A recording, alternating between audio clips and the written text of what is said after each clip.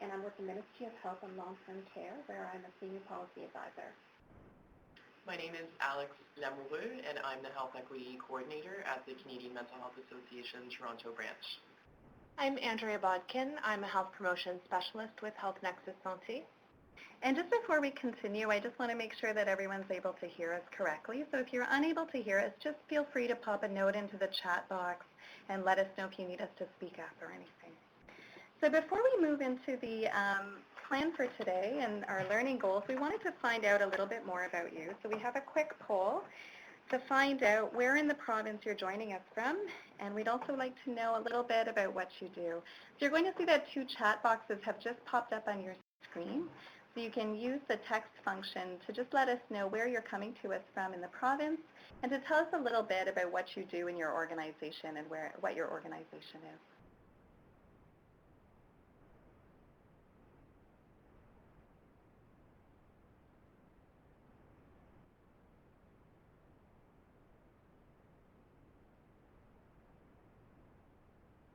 So it's great to see that we've got quite a few people joining us from Southern Ontario, from the GTA region, but also from other parts of Ontario. We've got Sault Ste. Marie, we've got Chatham, Ontario, we've got Waterloo, Sudbury, Ontario, so quite a range, and all the way in Kenora.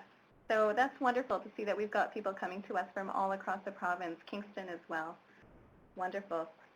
And in terms of the organizations there, it's really nice to see as well that we've got a mix of different types of organizations, a lot of representation from the mental health sector. Leaving conference.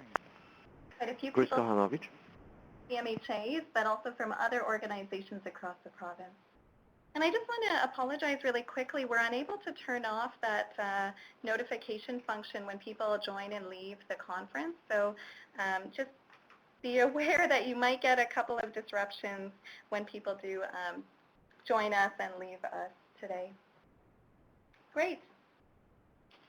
So we wanted to start by identifying what our goals are for today's webinar. So our learning goals today are to increase your understanding of health equity issues in general, to also share information about what equity means in the mental health context in Ontario, to introduce you to health equity impact assessment,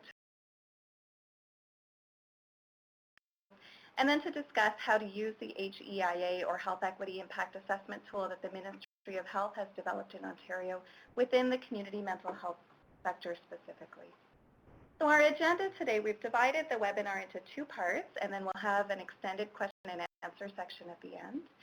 So we'll start with some background information. Nila is going to take us through some information about what is health equity. I'm going to share some work about what is equity in the mental health context specifically.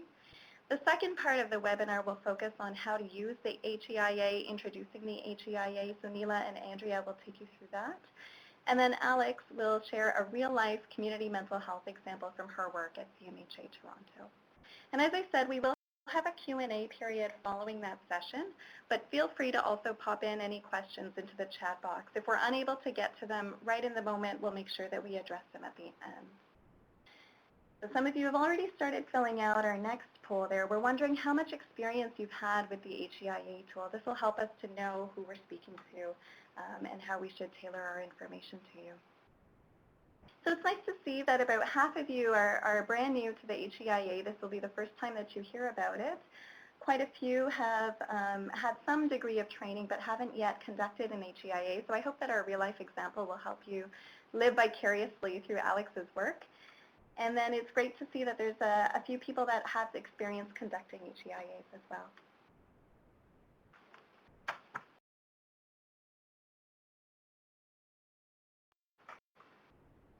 So without further ado, we're going to move into our first section, our first part of the webinar, and Nila is going to share some information about what is health equity. Thanks, Sheila. So in this first model, we will delve further into what health equity is. And we will look at what we mean by health equity, how it impacts people, particularly those who are vulnerable or marginalized. What are some of the determinants of health? Some examples in an Ontario context, and why we should address health equity.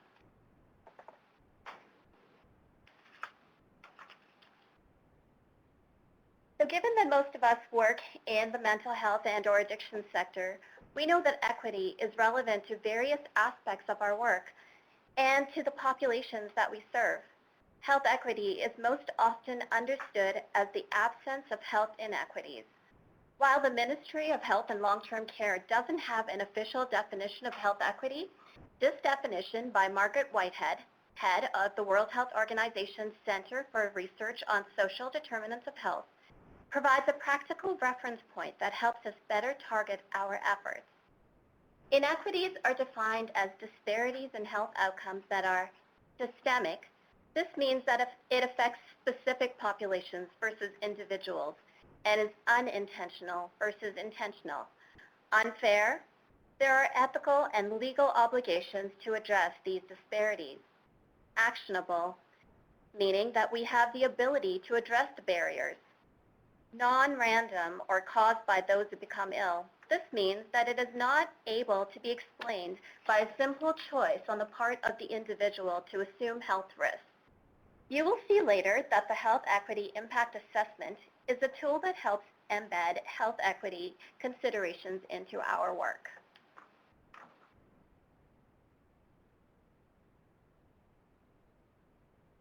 This slide shows that an individual's ability to achieve health is impacted by many determinants of health. The more barriers and negative determinants of health that a person experiences, the more difficult it is for them to achieve good health. We will speak more about the determinants of health as we go on. The pie chart shows the social and economic environment and physical environment contribute to 60% of health outcomes. These are the social determinants of health. Individual biological factors and the healthcare system itself have a much smaller impact. Social determinants of health are variables that affect health outcomes.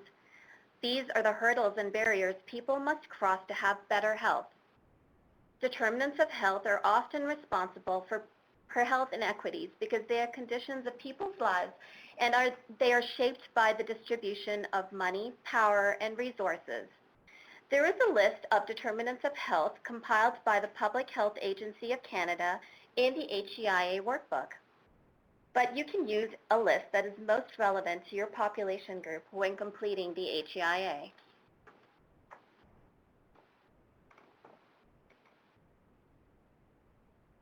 This slide demonstrates what some key determinants of health are. Determinants of health are the broad range of personal, social, economic, and environmental factors that determine individual and population health. Although at first glance they may not seem to have anything to do with health, these determinants can have a profound influence over whether we are healthy or not. The tip of the iceberg is what we see, the goal of health, or in many cases, lack of good health, because there are a whole set of factors and determinants that connect to achieving and maintaining good health. The following section will provide some examples of health disparities. Why do you think health equity matters? As we move on, you can compare your thoughts to some of the evidence we provide. Here are some current examples from Ontario. In the first example, we see that children with Crohn's from low-income neighborhoods in Ontario are 17% more likely to be hospitalized and 80% more likely to undergo surgery. Let's think about the ripple effects on these children and their families.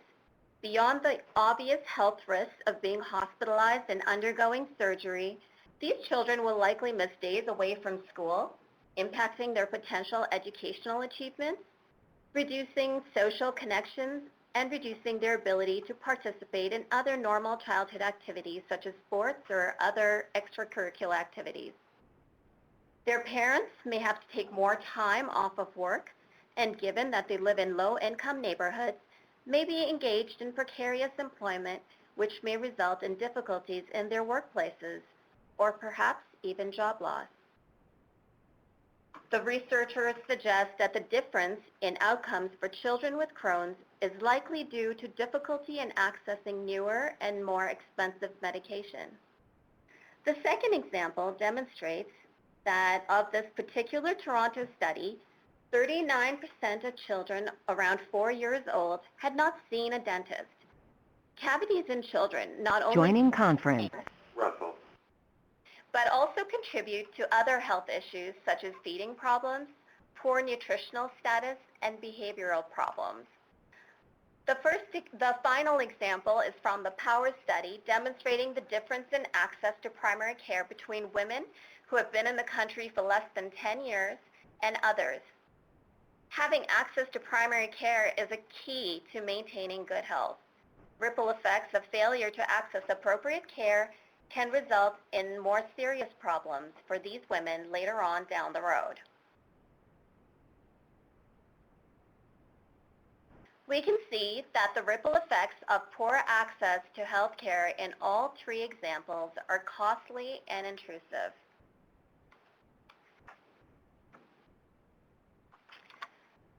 Why take action on health equity? There are key reasons for why we should take action on health equity. First, there are ethical reasons. Equity means fairness in the sense of social justice. This is an ethical concept grounded in principles of distributive justice, and it is also reflective of core human rights principles. There are also legal reasons. A number of pieces of Ontario legislation touch on the obligation of those who plan or deliver health services to consider and address health equity issues. For example, the Excellent Care for All Act defines equity as a critical component of quality care. And the Local Health System Integration Act, or LISIA, states that the health system should be guided by a commitment to equity and respect for diversity in communities and serving the people of Ontario. And the French Language Services Act guarantees the language rights of Francophones to receive service in French from Government of Ontario ministries and agencies. We also know that if health issues are left unaddressed, they can result in significant and costly health problems. There is a human and economic cost to failing to address health issues early.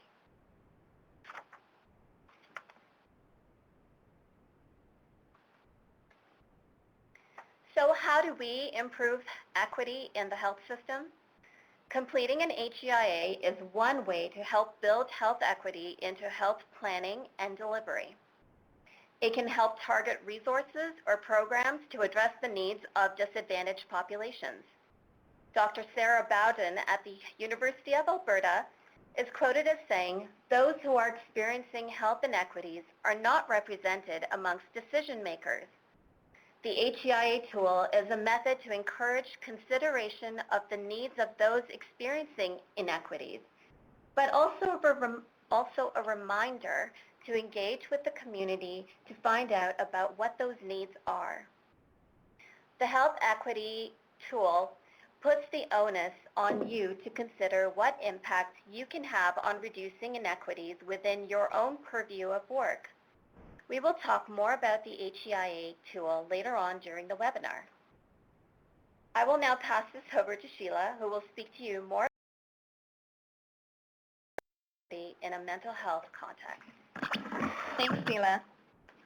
That's a great introduction to health equity in general. And now I think because we're focusing on how to use the HEIA tool in the community mental health context, we felt it would be important to talk about what equity means in that context.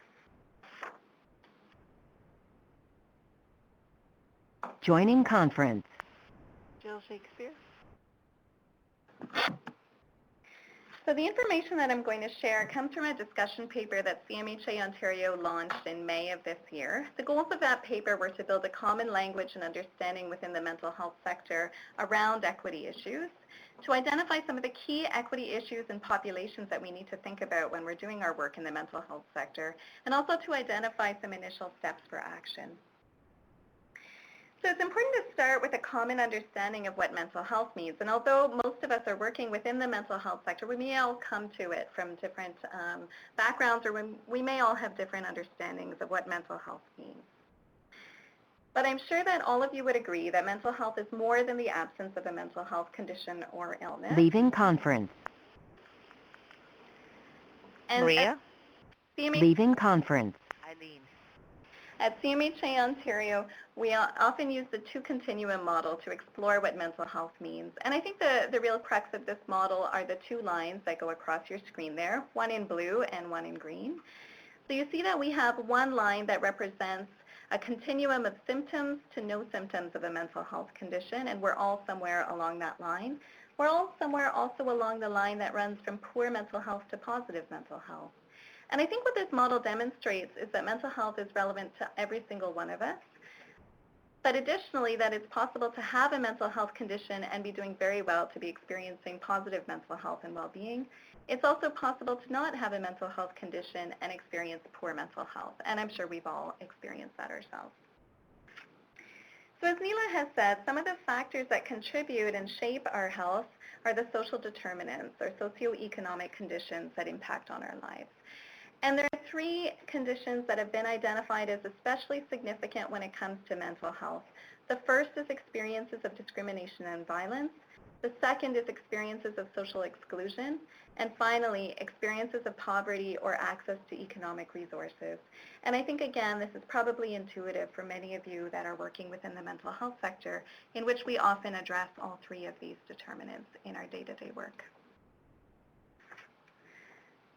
Equity is a way to understand and respond to marginalization, which can be understood as the uneven distribution of power and resources in society. Equity is also an understanding that different population groups need different actions in order to achieve similar outcomes, and this is probably reflected again in your day-to-day work with your clients.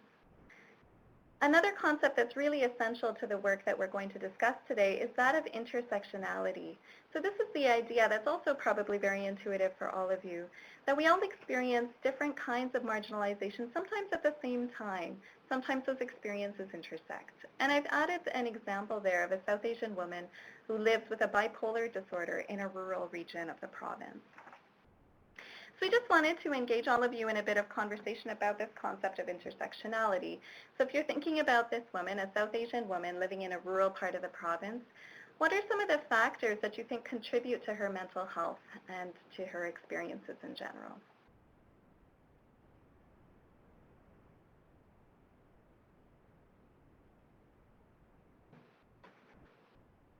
And I think something that came up when we were planning this webinar is that it's interesting that there's some things that we know from the information that's been shared, and there's a lot that we don't know as well. So someone shared social isolation, connection to the community and health organizations, access to food, so food security, but also access to cultural and preferred or favorite foods, experiences of discrimination, lack of access to community, language barriers, isolation. A lot of great examples here, experiences of discrimination, possible lack of access to a faith-appropriate place of worship, having a presence of an ethnic community or connectivity, access to services or finances, so that piece around income security. So a lot of people are identifying the value of being connected to a community, concerns about isolation, and concerns about limited access to services due to geography. And someone has added concerns about racism and lack of access to primary language resources. Great suggestions, everyone.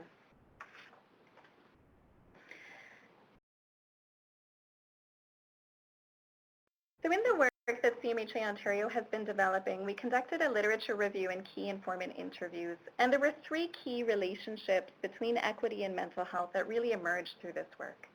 The first is that equity impacts on mental health, and I'll provide some examples of how in just a moment. The second is that mental health itself impacts on equity, and finally, that intersectionality matters, and I think we've all explored how. So to explore how equity impacts on mental health, we know that due to the social determinants of health, populations that experience inequities face a greater risk of poor mental health and some mental health conditions. So again, we're interested in both dimensions of mental health that are represented on the two continuum model. So an example here, LGBT people face higher rates of depression and anxiety due to the social determinants of health. And very sadly, LGBT youth face approximately 14 times the risk of suicide than their heterosexual peers. We see there in the gray box that lowest income Canadians are 3 to 4 times more likely to say their mental health is fair to poor than the highest income Canadians. And we will be sharing these slides after the presentation, so I'm not going to go through every example right now.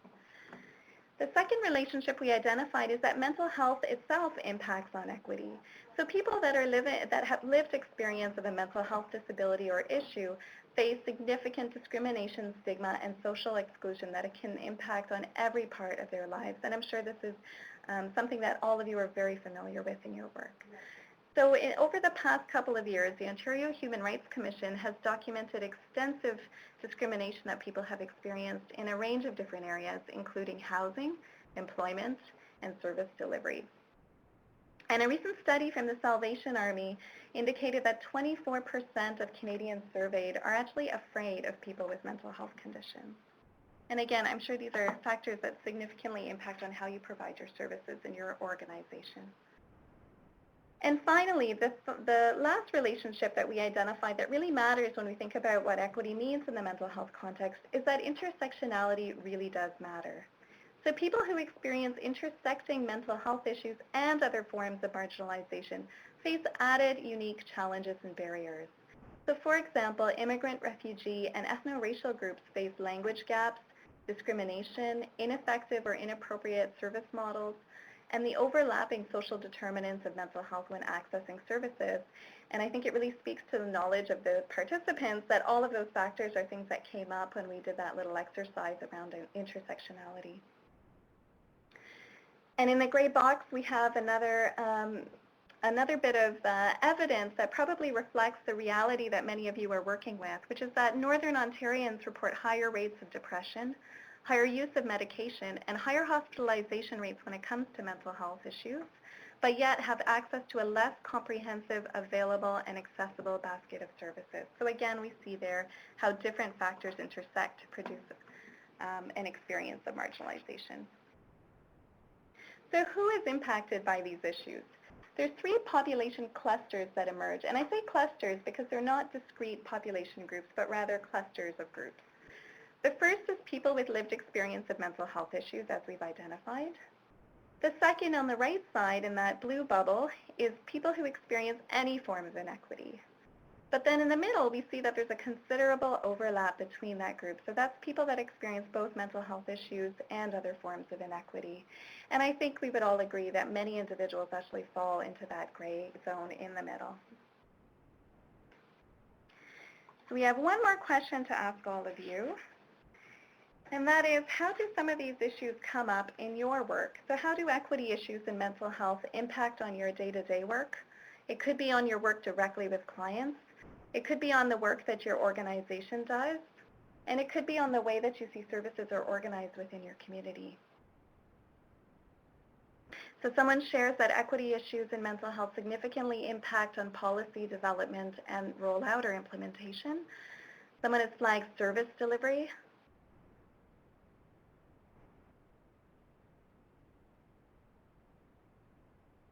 We have quite a few people submitting their responses right now.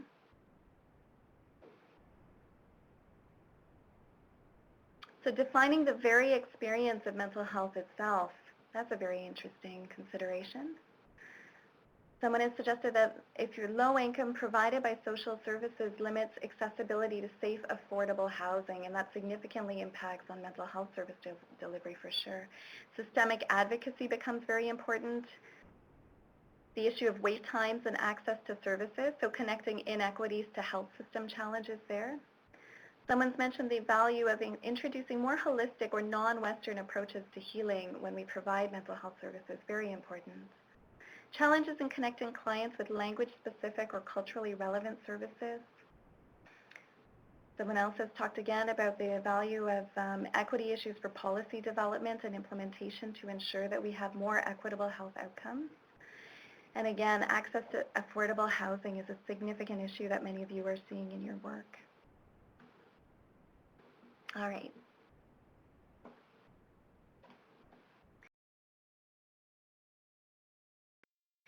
So before I pass the microphone back to Nila to introduce us to the Health Equity Impact Assessment, I just wanted to end my section with some ideas about how to take action on equity issues in mental health. And although these 5 strategies are applicable at the organizational, planning, and policy levels, I think for most of us in the session, although it does seem like there's some policy folks in the room as well, you can think about what these mean for your own organization at the organizational level. So the first is to embed equity in all of your mental health policy and planning, and that would include service delivery and program delivery. And I think the reason why we're here today is to learn about how the HEIA tool can actually help us to implement this particular action strategy. And I think while we're learning about the HEIA tool, it's really important to remember that many of you are probably already engaged in formal and probably mostly informal ways of embedding Joining conference. in your service delivery. So for example, if you provide childcare at the same time as you offer a specific program because you found that that boosted participation, that actually is already a way to embed equity in the work that you do. And I think there's a lot of leadership within the community mental health sector for finding ways to do this. The second action strategy is to expand the evidence base for equity issues in mental health, so really building on the research and knowledge that we have about these issues. The third is to foster meaningful participation and collaboration with people with lived experience and marginalized populations in our work. The fourth is to take action on the social determinants of health and build healthier communities overall. And the fifth is to challenge discrimination, stigma, and exclusion of people with lived experience. So now we're going to go to Nila, and she's going to share information about the HEIA tool. Thanks, Sheela.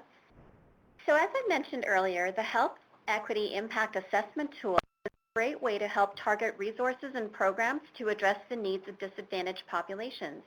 And in this section, we will learn more about the tool. You will find the HEIA tool, including workbooks, supplements, and template in the file share box today. You can also find it on our HEIA website.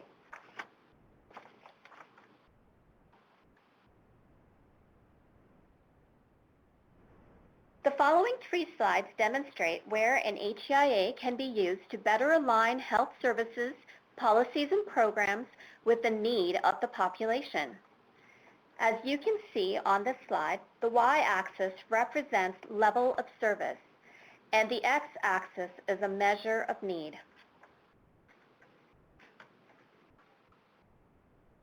This slide demonstrates an undesirable situation where those with the most need for a health service get the lowest level of services. As a result, individuals will not get the care they need, resulting in poorer health outcomes and likely an increased cost to the healthcare system in the long term. If people do not get the services they need, eventually they get so sick that they show up in the emergency room with more severe health problems. As we saw earlier, severe health problems can have a ripple effect, impacting their ability to work and participate fully in society.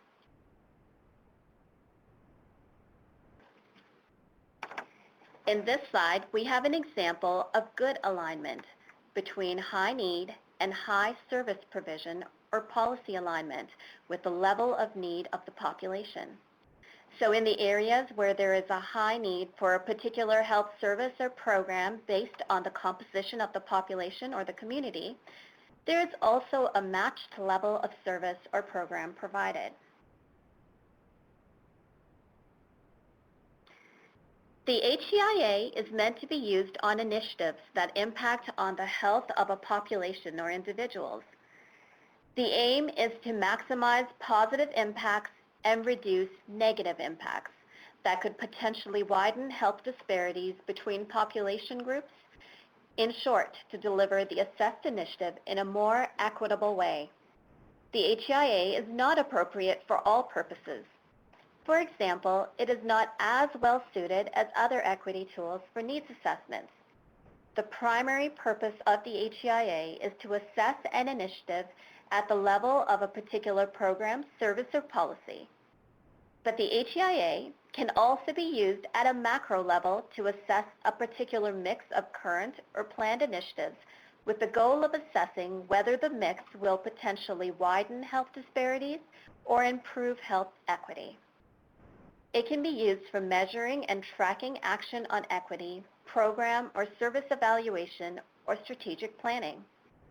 HEIAs can benefit broader organizational initiatives, such as strategic and business planning, budget and resource allocation, legislative and regulatory processes, and community engagement. The list of potentially vulnerable and marginalized populations provided in the HEIA tool can also be used as a thinking exercise or a first pass to help decision makers screen for equity considerations related to new initiatives.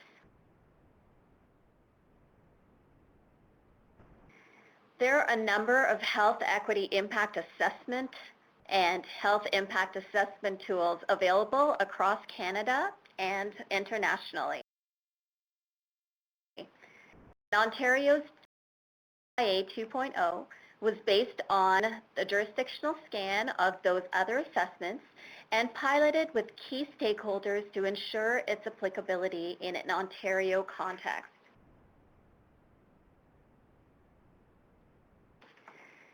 This slide demonstrates when an HEIA can be implemented.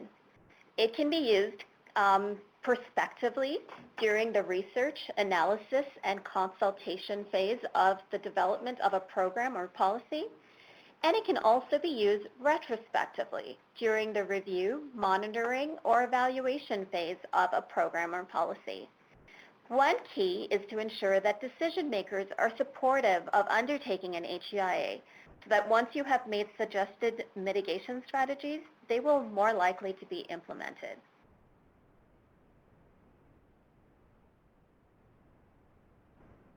We also know that the best person to undertake an HEIA is the person who is working in that area.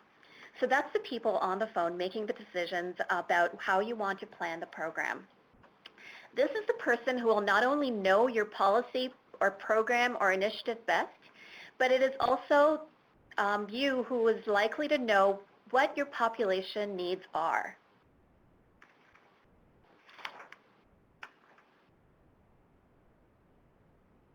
What type of assessment you will undertake will depend on resources and time available. I've completed quick desktop assessments that have taken me a few days to complete, and other more comprehensive ones that involve many stakeholders and experts. Now Andrea is going to take you through the HEIA tool. Over to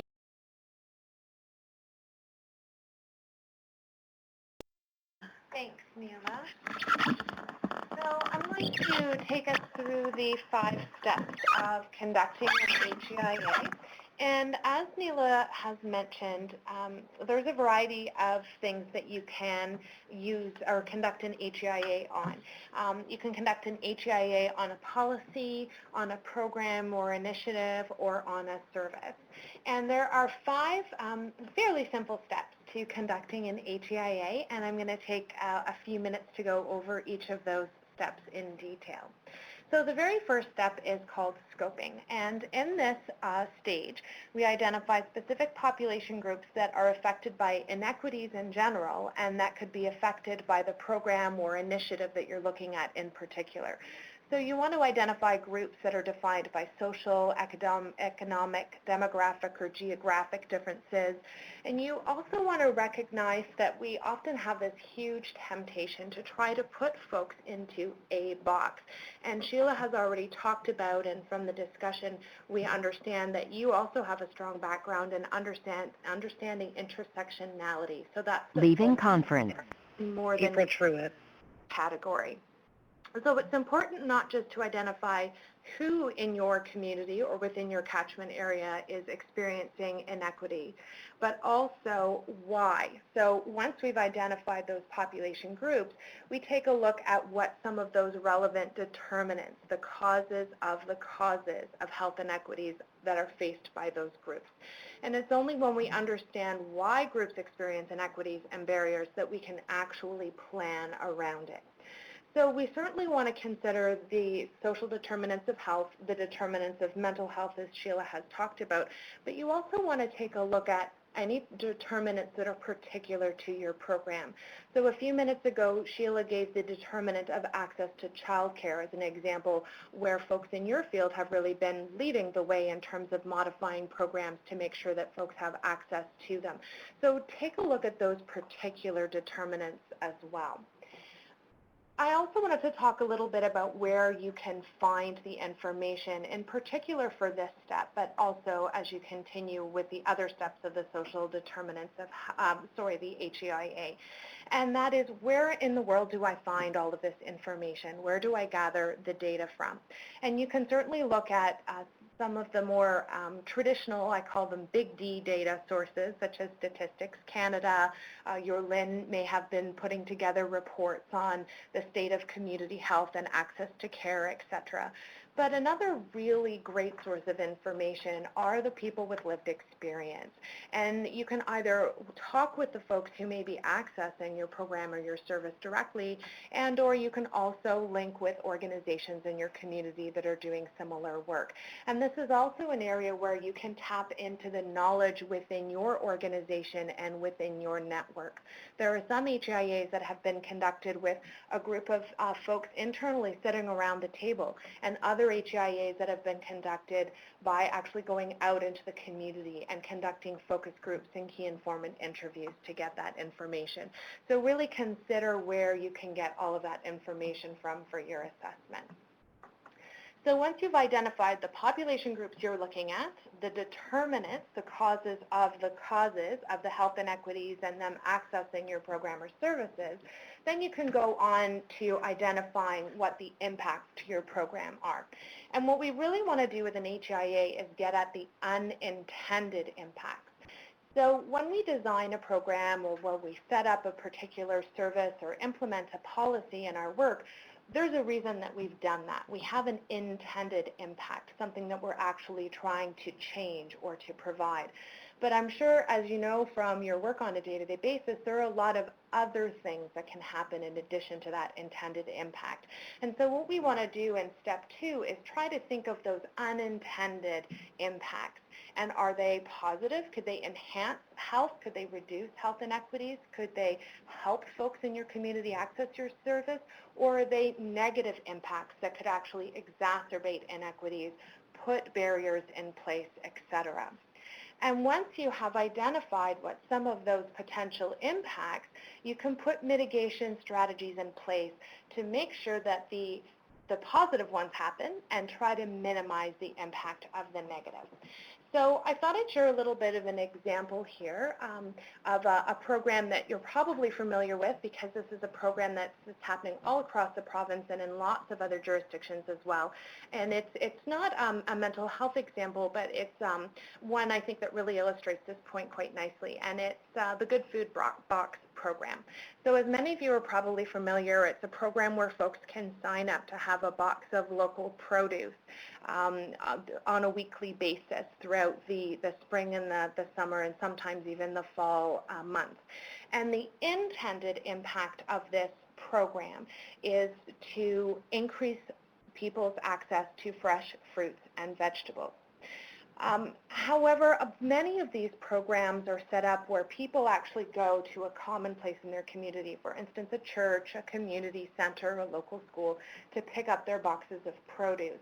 And so one of the unintended negative consequences of a program like this is that folks who don't have access to transportation may not be able to actually get to the location to pick up their box. An unintended positive impact of that same service delivery model is that because people are going to the same location at the same time every week, they actually get to know other people that are also picking up their Good Food boxes, and there's actually some relationships that are developed. There's a sense of social cohesion and community that's developed. So an example of a mitigation strategy, this is from Northern Ontario, from a wee little town 45 minutes away from the nearest city center. And they had a lot of folks in that community who really wanted to access the Good Food Box program, but most of the people who lived in that community, population 500, didn't have vehicles and didn't have a way to drive into the city to pick up their boxes. But what they found out was that the local recreation center had a weekly delivery program from that city to deliver supplies to that community. And so they were able to work with the city to actually have that same delivery van bring the Good Food Boxes with them. So it's an example of when you have a sense ahead of time, or what are some of the things that may happen, you can put steps in place before they happen to make sure that health inequities aren't exacerbated. So when we're looking at mitigation strategies, what we want to try and do, again, is maximize the positive and minimize the negative potential impacts. So you might be looking at making modifications to the program. For instance, changing how it's delivered or the site where it's delivered, making sure that folks have access to childcare, etc. You may be looking at actually implementing additional strategies such as outreach, research, or further consultation. One of the things that's important with mitigation strategies is that this is a great place, particularly if you're conducting the HEIA with a group of people, whether that's a focus group or a group of you from your organization sitting around the table talking. This is a great place to brainstorm, and it's wonderful to have that opportunity to think outside the box and be really creative. When you're talking about these mitigation strategies, though, you want to balance that also with the real world. So what can we actually do? What do we actually have the power to implement with this program so that we can reduce the possibility of creating inequity? So once you have conducted this first part of your HEIA, it's time to go on to monitoring. And in this stage, you have the opportunity identify if the mitigation strategies that you have identified have been implemented and what kind of an impact have they had. And it's really important to try to get some measure of this, and you can do that by putting in place some additional steps or by incorporating some additional steps into what you're already doing. So for instance, if you are trying to increase access to a service of particular population groups and you're collecting statistics and doing some data collection about who is accessing your program, can you use some of those existing intake services to try to identify if you're actually getting the reach that you want to? Can you put in place a couple of questions on your existing evaluation forms or on existing surveys? Can you conduct focus groups or interviews either internally or with program participants to find out if what you have put in place has actually had the intended impact that you want to? What you really want to get at with the monitoring phase, it's not just about counting and measuring here. It's trying to identify the actual outcome of conducting the HEIA. An HEIA, the template itself is a little deceptive because it's rows and columns and all these wonderful little boxes, and it's a fantastic collection tool, but sometimes the flip side of that is that we treat it as a checkbox or a checklist of things to do rather than really thinking about what are some of the things that we can change, what are some of the impacts that we can have by conducting this assessment. And that's really what you want to get at with the monitoring phase. The fifth step is really important, and that is actually telling people about the HEIA that you've conducted and about some of the changes that you've seen as a result of the HEIA. And so think about who you need to communicate and what you want to actually tell them. So a really great group of folks to communicate with are anyone that you have involved in actually conducting the HEIA. So for instance, if you connected with organizations, if you used their data sources, if you conducted key informant interviews, it would be a great idea to go back to them and let them know what actually happened as a result of their participation, but also as a result of conducting the HEIA. it's also a great idea to go back to folks that access your program, maybe that you conducted focus groups with, or actually attend the program or access your service, and let them know that this is what we actually accomplished and this is what we've been able to change as a result of doing this HEIA. And you can also communicate with external stakeholders, such as your funder, such as on your website, such as doing presentations such as the one that we're doing right now. So speaking of dissemination, I am actually going to tell a few little stories here about some of the folks that we've been talking with that have conducted HEIAs. And I'm going to talk about a couple of service collaboratives, and I know that most of you are really familiar with these service collaboratives that have been formed pretty much right across the province. And I've got stories from two of them, one from Peel region, which is in the Greater Toronto area, and one from Ottawa.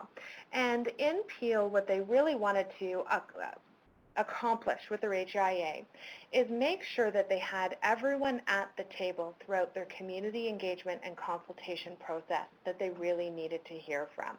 So what they actually did was used the first column on the HEIA, which is a list of population groups, to make sure that they had representatives from all of those different population groups that were going to be involved in the community engagement and consultation process, so that they would really make sure that all of those voices were heard. And what they found was that they identified key stakeholders that they weren't previously connected to, which helped them to identify some key priority areas that they might not have considered if they hadn't conducted the HEIA. And those results really helped how the service collaborative moved forward. And another example of a service collaborative that's using HEIA is the Ottawa Service Collaborative, and I know I'm going to be hearing more about this a little later on this month, and I'm really looking forward to getting more information about what they've done. But what I do know is that they're using HEIA as a monitoring tool to make sure that the collaborative implements and equitable interventions are actually being done the way that they want them to be. And the methodology that they used was they consulted with experts, in particular from two priority groups, from the Aboriginals and from Francophone group, to develop their mitigation strategies. And those strategies included internal processes such as whenever they have an event, they include plenary speakers that represent both Francophones and Aboriginal communities. They offer training days in both languages. They provide bilingual support staff to service providers. The next example I thought I would share with you is from the Wellesley Institute here in Toronto. And they undertook this HEIA a couple of years ago when there was a lot of talk in Toronto and the Greater Toronto area about putting a casino in this area. And the Wellesley Institute conducted an academic-style research paper, and they produced a series of recommendations that they used to inform decision makers about some of those potential impacts of putting a casino in this area. So what they found was that putting a casino in Toronto or the GTA would likely result in poorer health for the populations that are already marginalized, such as populations experiencing poverty, seniors, newcomers, and young people. And one of the very common arguments for putting a casino in, as I'm sure you've all heard in your communities, is that casinos create jobs. And while it is true that jobs may be created as part of putting casinos in, what this HEIA found was that those jobs are usually shift work, that they're jobs for low-skilled workers, that they're low-paying jobs, usually part-time jobs, and the jobs are quite insecure. And they also found some really interesting statistics, such as finding that 30 to 40% of gambling revenues actually come from folks who suffer from gambling addiction, and that most of those folks are experiencing poverty as well. So they used the HEIA as an academic paper, and they provided these recommendations to a deputation at the Board of Health in Toronto. So the last example I have of an HEIA I'm a little bit biased about, because this is one that I conducted myself at my organization, Health Nexus Santé.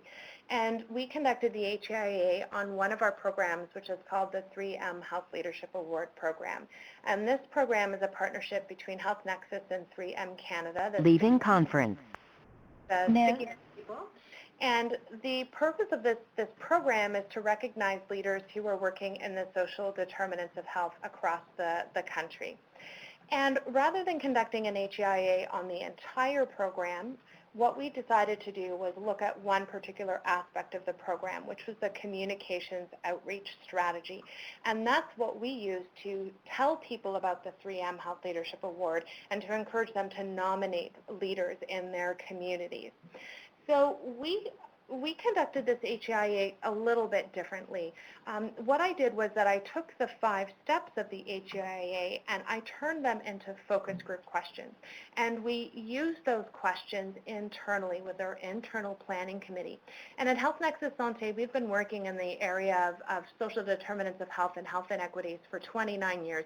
You would think that this is a group of folks that didn't really need to start asking very specific questions about reducing inequities or preventing equities from happening. But what we really found was by asking some of the questions such as, what are the unintended impacts? What else could happen? We started to really have a different conversation. One of the other things that we did was we had to prioritize some of the population groups that we looked at. The list that's available in the HEIA workbook and in the HEIA template is a comprehensive one, and it's certainly a list of folks who experience health inequities on a regular basis. We didn't have the resources to look at all of those different population groups. So what we did was we selected 3 of them to take a look at this year, and we'll consider expanding that list as we move forward. And so we selected Aboriginal populations, low-income populations, and Canadians with disabilities. And we talked to folks who are in those communities, primarily board members at organizations that work with those populations. Often board members are people with lived experience, and so gave us some really valuable insights about what could we do. So what were some of the causes behind people in their communities not nominating community leaders, and what were some of the things that we could actually do to change the process, to make it easier, to make folks see themselves as being able to nominate leaders in their communities. So where we are in the process right now is we made changes to that communication outreach stream. The call for nominations has just closed within the last couple of weeks. And so right now we're in the monitoring phase. We're taking a look at what actually happened as a result of some of the changes that we put into place. And we're going to be disseminating all of that information in the fall. So I am now going to turn the tables over to Alex, who is going to share an example, an in-depth example of how she has used HEIA in her workplace. Thanks, Andrea. Good morning, everyone. It's my pleasure to have this opportunity to share some of the work that we've done at CMHA Toronto using the Health Equity Impact Assessment. CMHA Toronto started a health equity initiative in 2012, and the HEIA tool has been one of our main drivers in terms of how we've advanced health equity within our organization. So before I begin with an example of an HEIA that we've conducted, I'd like to tell you a little bit more about CMHA Toronto. So we are a local branch of CMHA focused primarily on the delivery of community mental health services. We have approximately 300 staff, and we serve about 3,000 people annually. Our program includes case management and clinical community-based services in the mental health sector. We also provide supportive housing, employment services, and we have 3 social resource centers where we provide recovery-based social and recreational programming. The Smoke Stoppers program is a group intervention that's actually part of our concurrent disorders and primary healthcare initiatives. It's programming that seeks to support people who are living with both mental health and substance use issues. So as you can see from the program summary that's on the slide, this particular program actually has a built-in equity or social determinants of health analysis. It's focused on serving a marginalized population, and we acknowledge within our program summary that there are existing health disparities for people living with mental health and addictions.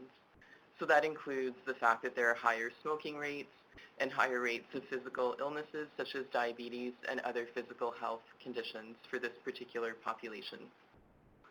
So in terms of conducting the HEIAs at CMHA Toronto, we found that the most helpful way to get started is by having a conversation with the program staff around how their program already takes into account equity issues and some of the intended ways in which the program seeks to level the playing field. It's helpful with engagement to start on a positive note and also to recognize, excuse me, that the HEIA tool is a newer tool that we have access to in our sector. It's very helpful. And at the same time, it's good to acknowledge that our sector has been thinking and acting around equity issues for quite some time.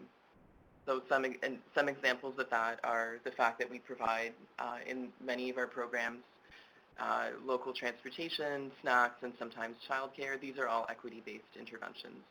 So once we have that engagement, it puts us in a better position to look at both the unintended positive and also unintended negative impacts of the program or intervention, which is the focus of the tool. In terms of our methodology, we trained a team of Leaving staff. conference. Marianne. We trained a team of staff within CMHA on the tool. We used online training that was developed by the Center for Addiction and Mental Health Equity Office, and we also drew on existing knowledge from the literature which had already been collected by our concurrent disorders staff. We also used the Health Equity Impact Assessment workbook, which has been referenced quite a bit by the presenters today. Do we want to pause? So before I go on to the next slide, we're actually going to pause and just give people a chance to leave the conference in case they need to leave for another meeting at 11. So we'll just give that a few seconds.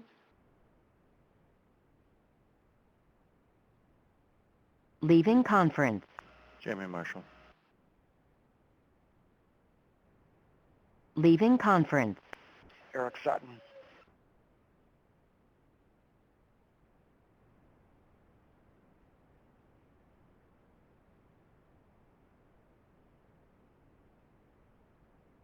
Okay, so we'll continue now. We just wanted to take a little break because of the teleconference system making those announcements. So we're going to move now into the actual Health Equity Impact Assessment template. We wanted to show you an example of how we've used this tool at CMHA Toronto to give you an idea of where to start. So step one is scoping. And I wanted to remind folks that the workbook contains all the information that you need to work through this exercise. It includes background and a rationale for each of the steps, questions to think about when you're assessing your program, and also examples. So it's very helpful to follow along with the workbook as you fill out the template. So in step one, we begin by identifying which populations are relevant to our intervention. We found at CMHA that for the majority of the HEIAs that we've conducted, we end up selecting about 2/3 of the populations that are listed in the template. So in box 1A, you can see the full list of populations that we identified as being relevant to our Smoke Stoppers program. For each of these populations, we would then identify relevant determinants of health and proceed through the 5 steps, one population at a time. For this example, we're going to walk you through the 5 steps for the first population we identified, which is highlighted in white in box 1A. That is the category of disability. In our case, we modified that to make it more specific, naming folks who are living with mental health and addictions as our primary target population for this group. In box 1B, we list all of the determinants of health that are relevant to people living with mental health and addictions. There's an appendix, which was already mentioned in the workbook, that explains each determinant of health and provides examples of how people can experience marginalization around each of the determinants. So if you're not sure which ones are relevant, that part of the workbook can be very helpful. So we're going to move on now to step 2, which is identifying both unintended positive as well as unintended negative impacts of the program. So we're going to follow along with the same population with people living with mental health and addictions. And again, there are questions in the workbook to guide our reflections in this step. The questions include things like, how will the program affect access to care for this particular population? Is it likely to enhance equity or maintain or strengthen health disparities? So following our example, we identified the following positive, unintended impacts. So the first is access to a nurse practitioner. So we planned from the beginning to have a nurse practitioner available, yet the amount of referrals and benefits in terms of addressing primary healthcare concerns far surpassed our expectations, and we wanted to note that as an unintended positive impact. Second, we also found that our program participants were benefiting greatly from improved social connections and self-confidence, which helped address social isolation.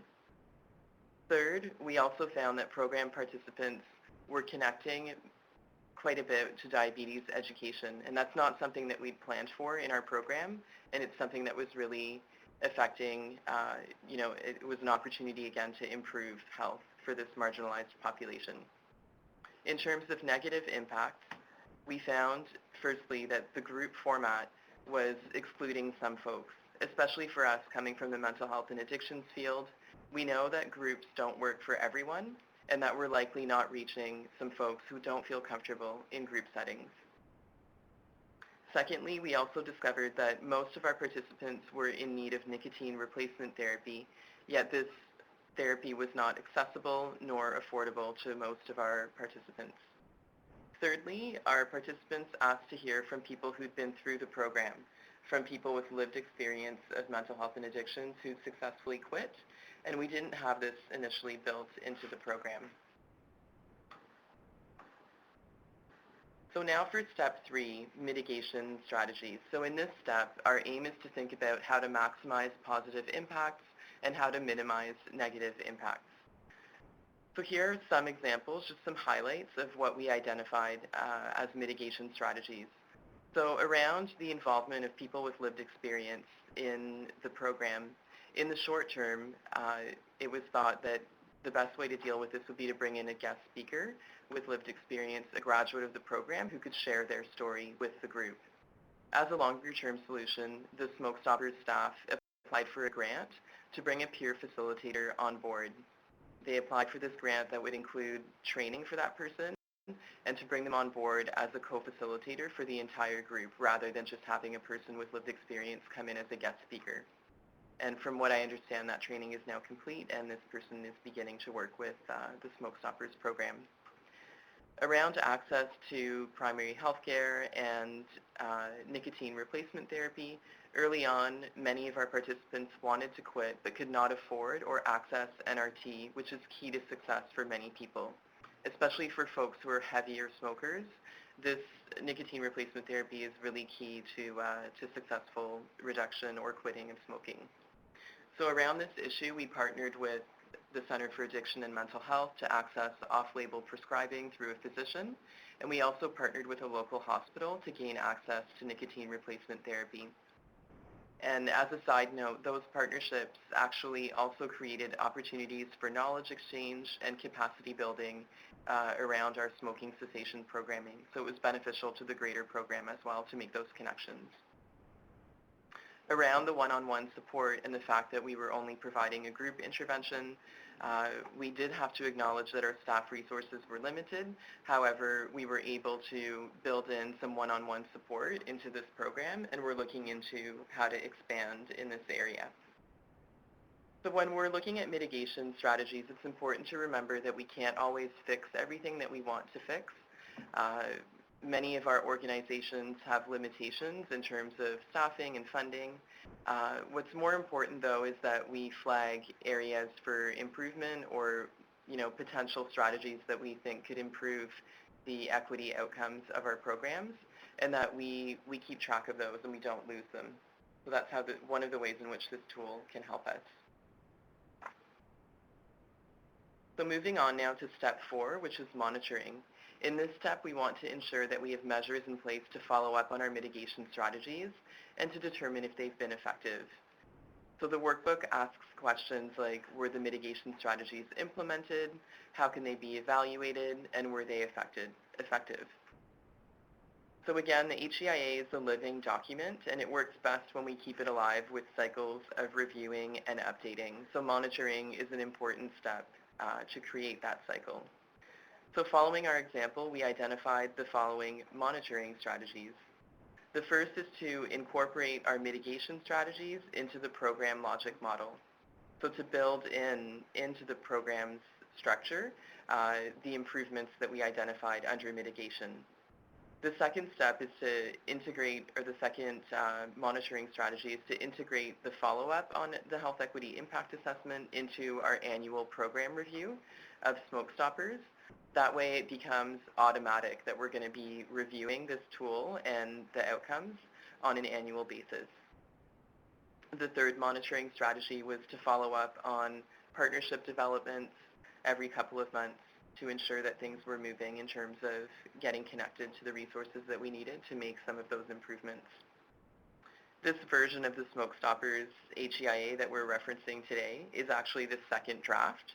So we initially conducted this HEIA in the spring of 2013, and it was through reviewing it in the spring of 2014 that we were able to report so much progress under our mitigation strategies and our outcomes. So now for the last step, which is dissemination. This is all about sharing the results and recommendations for addressing equity. This step is so important in terms of finding avenues and opportunities to embed the work that we are doing in our organizational planning and operations, and also to get our staff in the loop on health equity and to have folks understand what are some of the strategies or the tools that we're using to advance equity. So in terms of dissemination, the Smoke Stoppers staff have conducted 3 conference presentations on their program, and they've included an equity analysis and shared some of those mitigation strategies in their presentations. This webinar is also an example of dissemination. And we've also shared updates on the health equity impact assessment internally with management and also with all of our staff. We've also shared on several occasions through conference presentations our health equity work, so our broader health equity strategy. And through all of those presentations, we always include a piece on the HEIA tool, highlights of how we're using it and how it's been helpful for our agency. And that's about it for my example. I'm going to pass it back over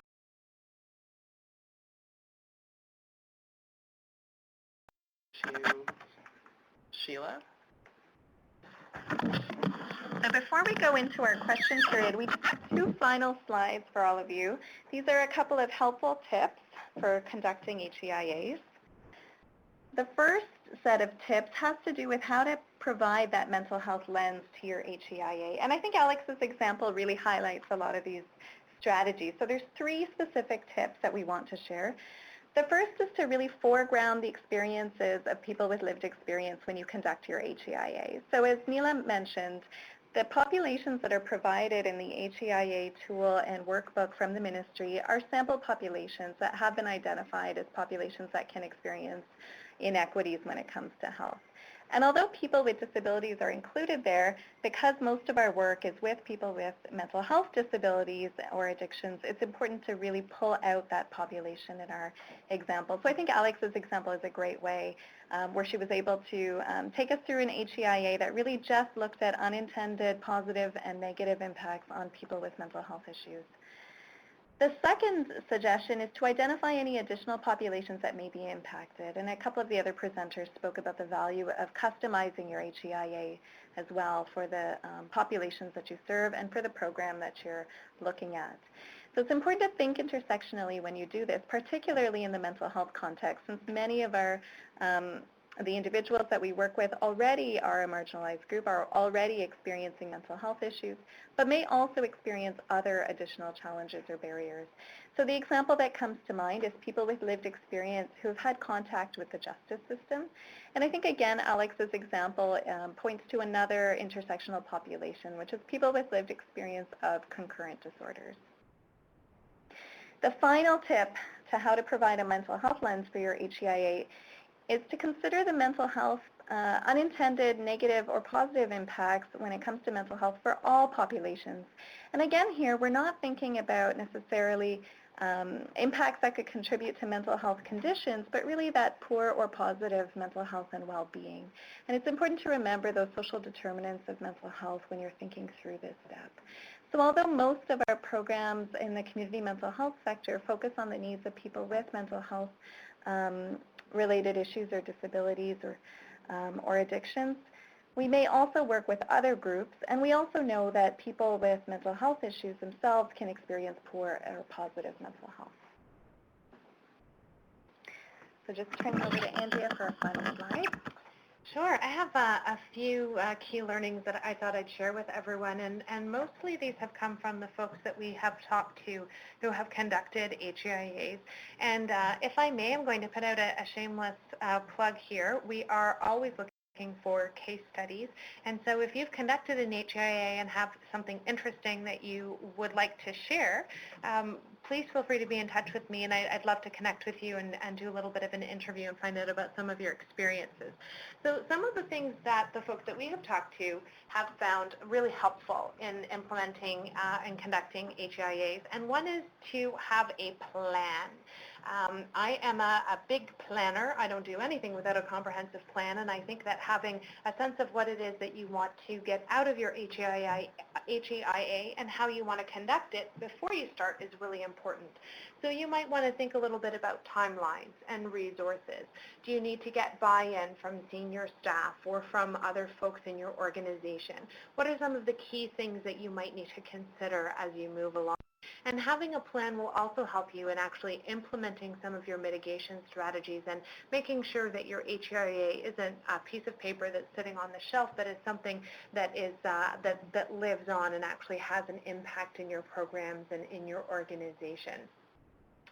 A couple of people have already mentioned that the HEIA is a highly a tool that can really be customized. And so I'd encourage you to be a little bit creative and maybe try some different approaches and see how they work, and then let us know how they did. The approach that I used with the HEIA that I conducted on the Health Nexus 3M Health Leadership Award was just an idea that I had. What if we conducted focus groups using 5 questions instead of moved through the chart-based tool? And it was something that was really interesting and valuable. So be creative and try some different approaches. One thing, I know this has been mentioned previously, but I did want to bring it up again, is that it is really critical to have internal support, not only to conduct the HEIA, but also to implement some of the mitigation strategies that you're going to be uncovering as you conduct your HEIA. I have a quick story that I wanted to share of a couple of folks from Northern Ontario who attended an HEIA training and got all excited about the possibility of looking at their programs and making changes to their programs to reduce inequities. And they conducted an HEIA, and unfortunately there was an appetite within the organization to make changes to the program based on what they found, and so the HEIA did become something that sat on a shelf and collected dust. So really find out if there is appetite in your organization, interest and appetite for addressing health inequities. And if there isn't right now, that doesn't mean that you need to stop. Maybe it's not the right time to conduct an HEIA, but maybe there are some other things that you can do in the meantime. Perhaps you can take some of the questions from the workbook and start asking them at meetings. Perhaps you can have one of us in to do a workshop or a webinar in your organization about health equity and HEIA. There's lots of things that you can do to build support for reducing inequities. I mentioned when I was speaking about steps 1 and 2 to really consider a wide variety of data sources, and in particular, I think in particular with the populations that you folks are working with, is to really consider people with lived experience and actually engage them in the process of your HEIA if you can. Make sure that your mitigation strategies are feasible. I mentioned this as well. I recently saw a completed HEIA template that had 43 mitigation strategies. What you might actually need to do is rank your mitigation strategies or prioritize your mitigation strategies and really take a look at the ones that can be implemented fairly quickly and easily that are actually going to have a high impact, and you might be able to consider implementing some of the others down the road. And lastly, HEIA is a great tool, and it is one tool. It's really important to consider an entire strategy when you're looking at reducing health inequities, and I would really encourage you to make HEIA one of the things that you do. So we've got a bunch of questions pouring in before we start to address them. I thought we could take one more minute in case people need to leave the webinar again at this time. So we're just going to pause for one moment before Leaving conference. Bill Shakespeare? Leaving conference. Sarah? Leaving conference. Leaving conference. Yada.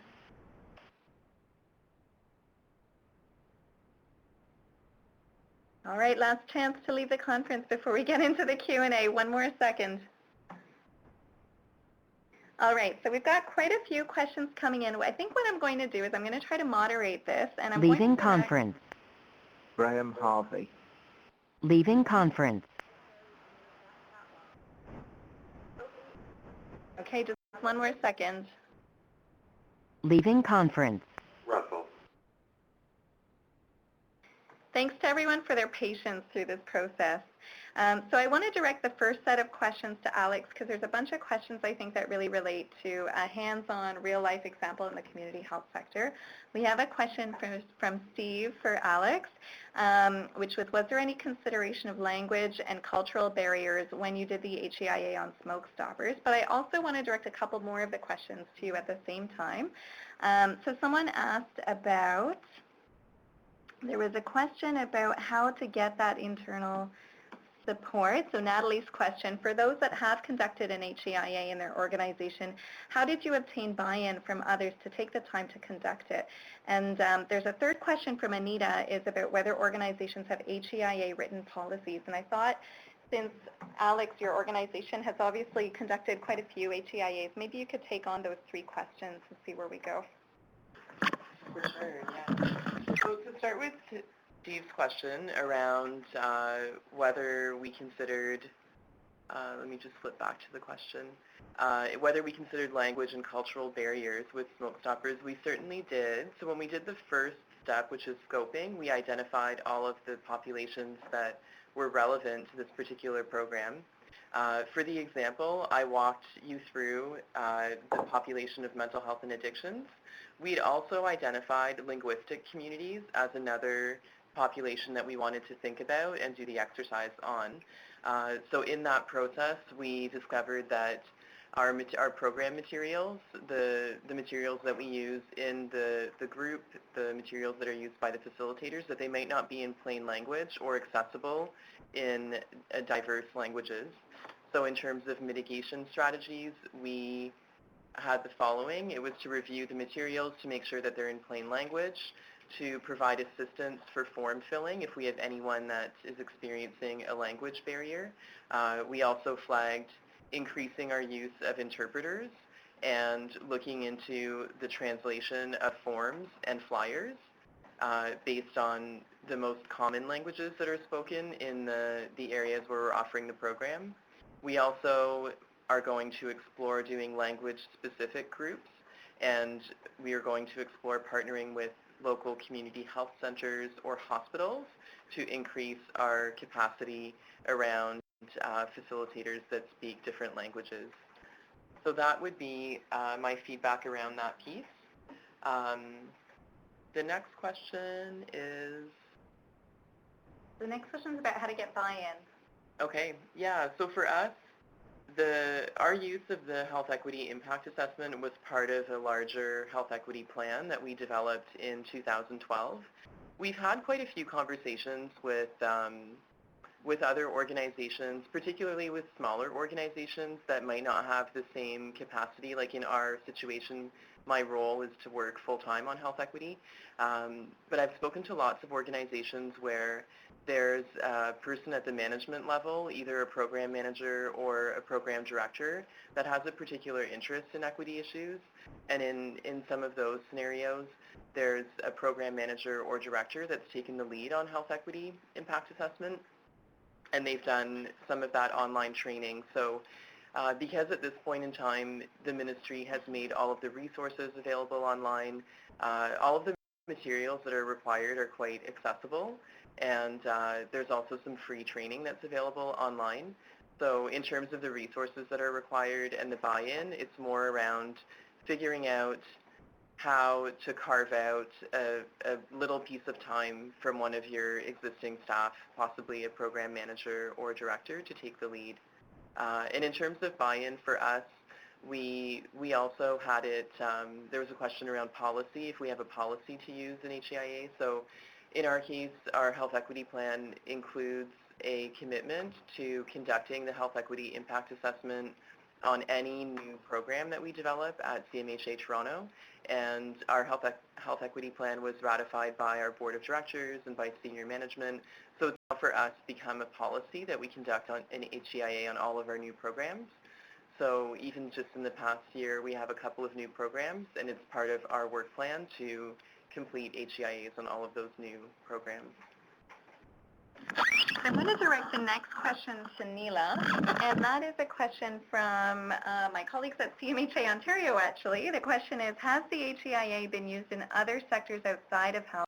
And the example that's provided is, has it been used in the justice sector? So health impact assessments are conducted in various sectors, such as the environmental sector and education.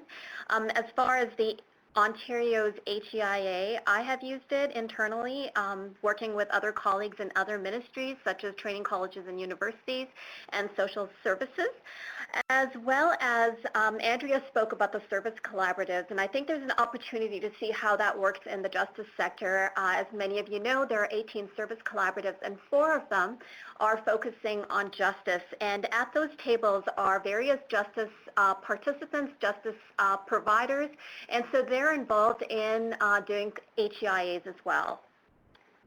Thanks so much, Nila. Before I pass it on to Andrea to answer a set of questions, I just want to pick up on Michael's comments about the population section and about ethno-racial groups versus immigration and citizenship status. I just want to note that, again, I think what all of us have really emphasized is that you really should customize the HEIA for your own context, meaning for the populations, the geography, and the programs that you're providing. So I think in the example that we provided, because we're looking specifically at the mental health sector, it's not always appropriate to just consider people with disabilities as one broad category. Leaving conference. CMHA Sudbury, Manitoulin. Really important to break that down, and I think that's really important to do for all of the HEIAs that you conduct. So for Andrea, we have a few questions. There's been 2 questions. I've got so much to say. I don't even know it. But actually, could I just address Michael's question too? Sure. Also, on the Ministry's HEIA website, and I have posted the link a couple of times in the chat box, one of the versions of the template is in Word, so it is easily modifiable.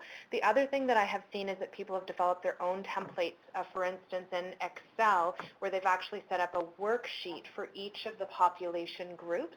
So there's certainly a lot of things that you can do to customize. Fantastic. So a couple of questions that came in that I thought you'd be a really good person to address. So we got 2 questions related to how to come up with the resources, both involved with conducting an HEIA, whether it's in-kind, non-financial sorts of resources as well as financial resources, but also in implementing mitigation strategies. There's 2 questions related to that, and one question was about... Leaving conference. So Chantal noted that she likes the idea of a formal plan, and she wondered if there's any templates that could be shared with us. And maybe I'll just give one more moment for people to leave if they need to just now.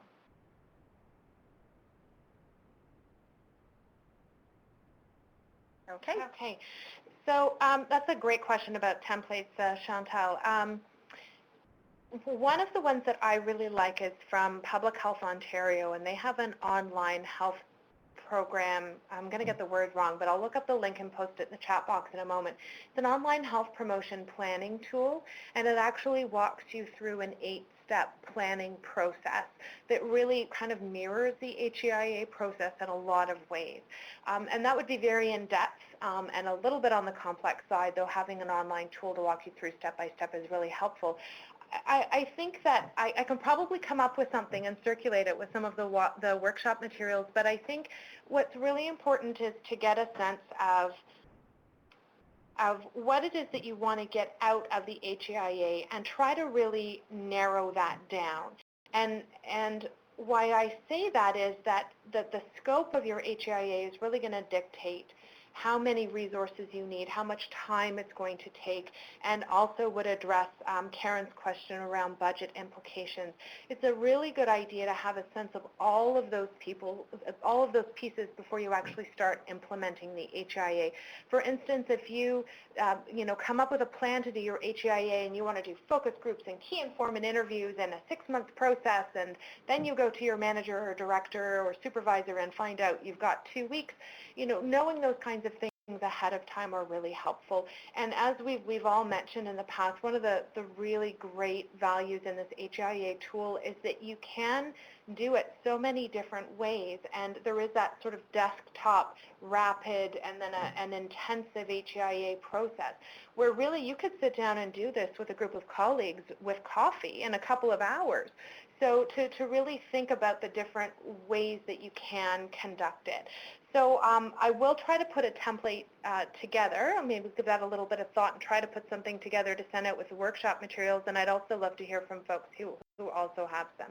Just to call out Karen's budget implication question just a little bit more specifically, I think it's really important when you're looking at mitigation strategies, when you start to have that conversation about mitigation strategies, to really have a sense of what you can and can't do within the program. What can be modified, what can't be modified, what kind of budget you're looking at, what kind of budget you do not have, and to come up with mitigation strategies that kind of fit all of those things. But also, don't be afraid to name some things that maybe cost money or maybe aren't feasible right now and put them on the back burner. Don't drop them off the table right away, but think about, for instance, I think you had a suggestion, Karen, about additional transportation dollars and those kinds of things. If you don't have the budget for that now, can you take some time over the next year or 2 years to start to look for additional funding? Often those sort of budgetary processes are very lengthy, and sometimes you need to put in a request a year or 2 years ahead of time. So don't be afraid to look long term as well as what you think you can implement right away. Hopefully that answers your question. So there's one more question that I wanted to go back to. This is Natalie's question. I'm sorry, it's actually not Natalie's question, it's Nancy's question. Her question was, what key informants or staff were trained in conducting HEIA? And I'm going to direct this question to Alex, so she can speak from her real-life experience. Sure. Yeah, so at CMHA Toronto, when we were beginning our journey with the Health Equity Impact Assessment tool, we actually solicited participation from a range of staff. So I am in the role of Health Equity Coordinator, but we actually involved a wide range of staff. So some of the folks who work on, we involved the head of our Concurrent Disorders Initiative, also primary health care, a handful of program managers, and we met as a small group. I think we probably did 3 or 4 sessions, about 2 hours long, to train ourselves on the HEIA tool. So we participated in the online training that's available free of charge through the Center for Addiction and Mental Health Health Equity Office, and I think it's included on our resource sheet that we'll be sending out after the webinar. So that was our starting point, was to solicit participation from a handful of our own staff, so mostly program managers and coordinators of initiatives. And just to say a little bit more about our process, what it's looked like for us in terms of the time frame and the resources needed to actually conduct an HEIA. So we've done about 5, I think we've done 5 or 6 at this point, and the way that we've done it, I've actually set up a meeting with the program staff. So another example, so we've already talked about smoke stoppers. Another HEIA that we recently conducted was on a new program that we have called Healthy Families, which is a partnership between the Children's Aid Society of Toronto and CMHA Toronto. So we're looking with that program at increasing capacity within the Children's Aid system to provide support to parents who are actually struggling with mental health issues and have had CAS involvement as a result of that. So with that particular HEIA, I met directly with the program staff, so we actually scheduled it during a regular weekly team meeting, and it took 2 meetings to get the HEIA done. So 2 hours at the first meeting, 2 hours at the second meeting, and that was all we needed actually to fill out the template and complete a first draft. And then with our mitigation and monitoring strategies, we built it into their framework that at the 6-month mark, because it's a new program, they're doing program reviews every 6 months. So we've tied the HEIA to that program review cycle so that we are going back to it in about 6 months' time. Great answer. So we have one suggestion from AM that's a bit of a suggestion for, I believe, Karen's question on how to find resources for mitigation strategies. And what they share is that to sum up what Andrea and Karen are discussing regarding budget and mitigation, sometimes your current mitigation strategy is actually to find out how you could implement your mitigation strategy. So for example, looking out for partnerships that can provide the services that you've identified are needed, or to implement some research strategies or collect better statistics so that you can better understand what the needs are. And I think what's really interesting is that I'm sure for many of you that are working in the community sector or working in the mental health sector, again, I think this should emphasize that this is really just a way to formalize what many of you do anyways in just trying to figure out what the needs are of your clients and how to best meet those needs. So again, I think, Alex's suggestion that when you provide childcare, when you provide snacks, when you provide transportation, these are all equity-based mitigation strategies already. And in a lot of ways, a lot of what's done in the community mental health sector really speaks to this. So the fact that housing is always integrated, employment services, and so on. So I think we're pretty, Andrea just has one final comment before we wrap up. Okay, I actually wanted to go back to an earlier question about buy-in, getting buy-in in your organization, because I was thinking about this as the questions were coming up and as Alex was speaking about some of the things that we have done at Health Nexus to get buy-in that I thought might be helpful to share. So first of all, addressing equity is in our organizational mandate. So that makes it pretty easy, and I would encourage you, if you're not familiar with your organization's mandate or your mission or vision or strategic plan, to maybe go back to that, because if equity is mentioned, then that actually opens the door for this type of work. What we did at Health Nexus, because equity is in our organizational mandate, we started off with some staff training where we actually had someone from the ministry come over and do the HEIA trainings. That's very similar to what we have done today. And then I got pretty excited about it and wanted to do an HEIA internally. And it really was a little bit of a win-win situation because it was in the organizational mandate. I wanted to try it out, and there really is no better way to learn how to conduct an HEIA than to actually conduct an HEIA. I was also really lucky in that I had a student, and I would highly encourage, if you do have the time to preceptor at all, and I think many of you probably do have students, but there are many public health programs, Masters of Public Health programs right now that have practicum students. And I had a student that came on for 12 weeks, and she actually helped conduct the HEIA that we did on the 3M Health Leadership Award. She developed an interview guide and conducted the key informant interviews with our stakeholders and helped to write the final report. And that's not necessarily something that I would have had time to do if she hadn't been there. So that might be helpful in terms of resources as well. Thanks so much, Andrea. So we're just going to go into some things.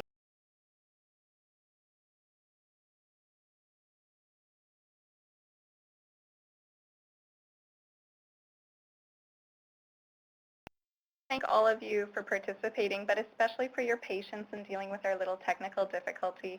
Really appreciate so many of you sticking it through despite the disruptions.